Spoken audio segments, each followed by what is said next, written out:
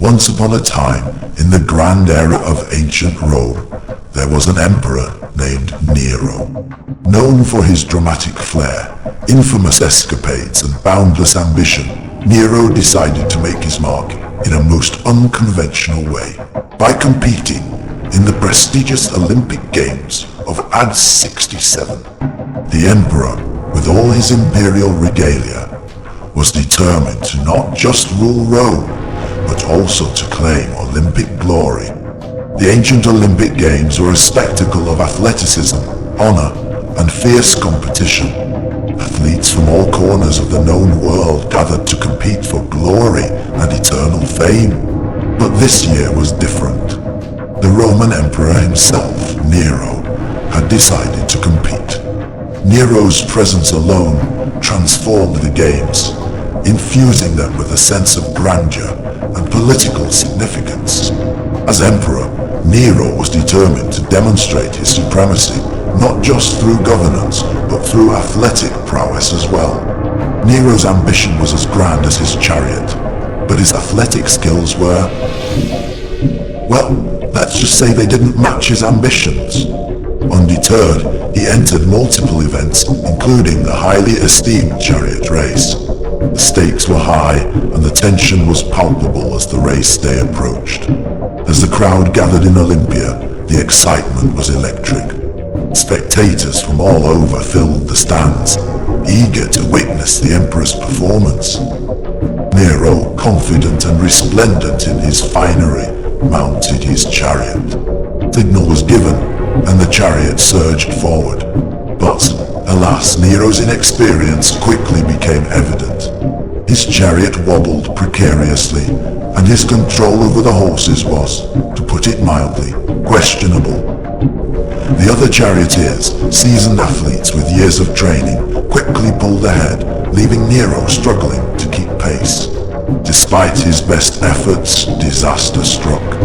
Nero lost control, his chariot veering wildly before it tipped over in a spectacular crash. The emperor was thrown to the ground in a cloud of dust, bruised, battered, and humiliated. Now, for most people, this would have been a moment of defeat. But Nero was no ordinary man. Rising from the ground with his pride perhaps more wounded than his body, Nero faced a choice: accept defeat or use his imperial influence to turn the situation around. Being the ambitious and resourceful ruler he was, Nero chose the latter. In the aftermath of the crash, Nero approached the Olympic judges with a proposition. Leveraging his immense power and wealth, he offered them bribes that were too tempting to resist. Gold coins, lavish gifts, promises of imperial favor, and Nero used every tool in his arsenal to ensure the judges would see things his way. The judges, caught between their duty to the integrity of the games and the emperor's formidable influence, ultimately caved in. The negotiations were both subtle and audacious. Under the cover of night, Nero's trusted aides discreetly delivered chest upon chest of gleaming gold coins to the judges' quarters. The golden sheen, combined with whispered promises of imperial favor, began to work its magic. One by one, the judges' resolve weakened, and their resistance crumbled under the weight of Nero's bribes. Meanwhile, the emperor played his part to perfection. By day, he maintained a facade of humility and sportsmanship, mingling with athletes and spectators, while by night, his aides secured his victory behind closed doors. The next morning, as the sun rose over Olympia, the judges emerged from their quarters, their faces betraying a mix of guilt and resolve. With reluctant nods, they announced the decision that would alter the course of Olympic history. Nero was declared the winner of the chariot race. The crowd, stunned by the turn of events, could only watch as Nero was crowned with the laurel wreath, the symbol of an Olympic victory. It was a victory won not by skill or athleticism, but by the sheer force of imperial power and a well-placed bribe or two.